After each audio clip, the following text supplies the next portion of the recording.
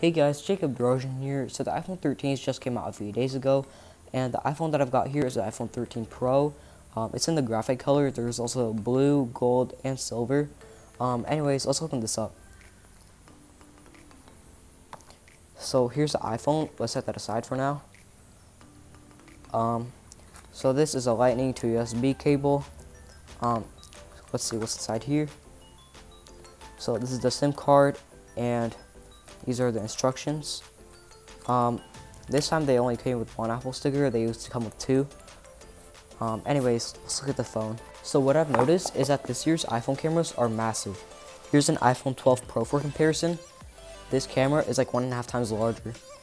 Another thing is that the iPhone 13 Pro has gotten thicker than the iPhone 12 Pro on both the camera and the phone itself. Apple said that the iPhone 13 notch has gotten 20% smaller than the iPhone 12 Pro notch, which is pretty cool because they've had this type of notch for like 4 years, and I'm glad to hear that that's changing. Anyways, other than that, the phones are just about the same in design. Thank you guys for watching. Make sure to like, subscribe, and comment down below what you want to see next.